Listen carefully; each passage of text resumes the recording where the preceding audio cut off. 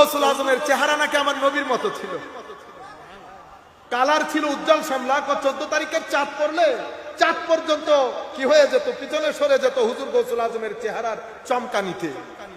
তো ডাকাত যখন দেখছে, এ তো দূর থেকে দেখছে, মাশাআল্লাহ অসম্ভব সুন্দর চেহারা, সে আর পাশে যায় নাই, সে দূর থেকে জিজ্ঞেস করতেছে কিছু আসেনি। হুজুর, আল্লাহর ওলিরা যখন কথা বলেন, একে তো চেহারার গ্লু, দ্বিতীয়ত প্রেস্টিজ, তৃতীয়ত পার্সোনালিটি, চতুর্থত চেহারার গ্লু, সবকিছু মিলে সিনার মধ্যে তো নূরে ইলাহির বারিশ চলে।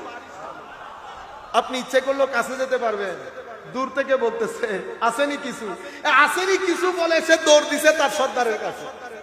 সর্দার কি বলছে, সর্দার কি বলছে এটা কোনো কিতাবে আসে নাই, কিন্তু আপনি কিছু কনটেক্সট দেখে টেক্সট বুঝতে পারেন, মানে সিচুয়েশন দেখে বুঝতে পারেন যে এখানে আলোচ্য বিষয় কি হতে পারে। পিটার হাস যদি আমাদের এখানে কি বলে জাতীয় পার্টির কোন নেতার কাছে আসে এই সময়, তো আপনি আমাকে বলতে হবে ওনার সাবজেক্ট ম্যাটার কি ছিল, তো আমি বুঝতে পারবো উনি কি নিয়ে আলোচনা করবেন, ঠিক আছে নি? তো কনটেক্সট দেখে টেক্সট বোঝা যায়। এই ভদ্রলোক দিয়ে বলতেছে হুজুর সব তো হয়েছে, কিন্তু একটা দারুণ চেহারার যুবক, হুজুর চেহারার দিকে তাকানো যাচ্ছে না, নিঃসঙ্ক চিত্তে বলা যায় বড় মুত্তাকি পরহেজগার, কোন আল্লাহর ওলি হবে, পরেছেও সাদা, মাথায়ও সাদা, দাড়ি কালো, চেহারার মধ্যে খাস চমক ধমক। হুজুর একটু আসেন, সবাই দল বেঁধে আসতেছে, ডাকাত দল বেঁধে আসতেছে। এসে হুজুর গৌসুল আজম চেহারার দিকে তাকিয়েছে।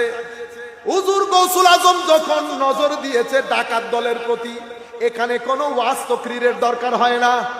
আল্লাহর ওলি আর আলেম পারাক হচ্ছে, আলেমকে অনেক করতে হয়, আল্লাহর ওলিদেরকে এত, এটাকে বলে কলকলাতুল লিসান। এটা হুজুর গৌসুল আজম বলেছেন, কি বলে বকবক করা। আমরা কি করি, বকবক করি, আল্লাহর ওলিদের বকবক করতে হয় না। সিনার মধ্যে এত তাসির থাকে, বলে না নিগাহে বলি নে ये তাসির দেখা। তো আল্লাহর ওলিদের নেগার মধ্যে এত প্রভাব, হাজার গুনাহগারকে 100 বছরের রাস্তা 1 সেকেন্ডের মধ্যে অতিবাহিত করিয়ে দেয়।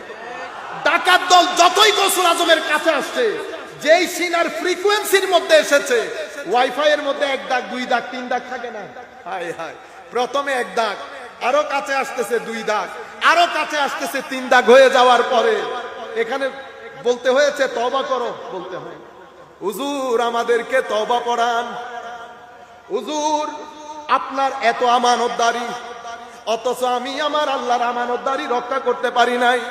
হুজুর আপনার আমাদেরকে তওবা করে আপনার গোলামদের কাতারে নাম লিখান। মাত্র 18 বছরের